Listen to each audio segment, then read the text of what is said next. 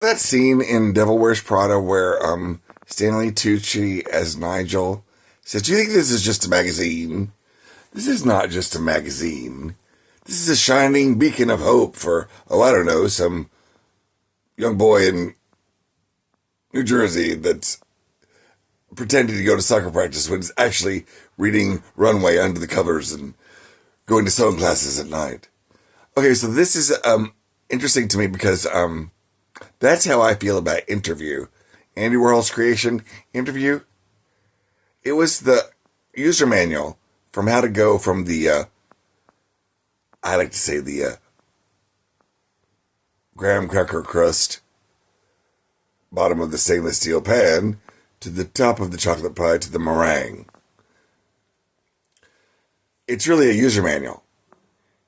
And to that end, this is how I came to this conclusion, dear Watson. It's called observation and research in elementary. It's interesting that originally, I believe the magazine was called Interview, INNER View. I believe it was. And then it became Interview with a T. I think that's right. In any case, I don't really think, but I just keep like banging this drum. And I don't want to beat a dead horse because God knows this horse is not dead. He said, the important thing is not to live forever, but to create something that will. And did ever he succeed at that? However, I just want to reiterate and celebrate this angel that passed through our lives, His Royal Highness Andy Warhol, because yes, he, in his way, was himself loudly and fantastically, and also was very private in some ways. But from my understanding and my research and analysis, his motive was to help you, help all of the world, to help you. He was a helper. Kind of like, almost like the genie in Aladdin. Like, what do you need? What do you need? That was his kind of mindset. You know when he would work as an illustrator at first in New York after he graduated from Carnegie Mellon. When he would work, he liked to have a boss, and he liked revising.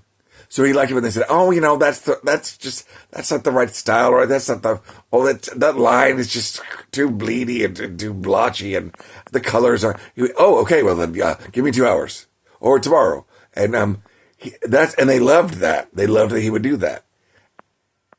That's an important distinction,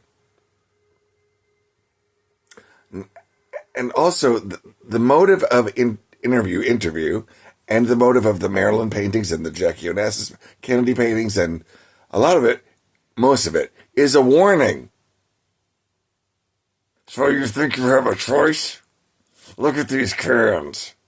Do these cans want to make you make your own soup? Do you see that they're shaped like the red and white stripes on your so-called American flag of freedom? Because they're Americans. Because we can't we? Oh, we're so free here, aren't we? I rest my case. Yeah, and they're still there in New York City at the Museum of Modern Art. All 32 varieties. And they use a little bit of technology, I think an opaque projector and a photograph of some kind. But they were painted by hand. By a little boy that was beaten on the playground and in fear and shook a lot. Now, when he finished those paintings, the ones that are so still enigmas, the cans, the Campbell soup cans, tomato being the favorite, the most famous. Remember, he did those by hand. So, if anything, he accomplished a lot.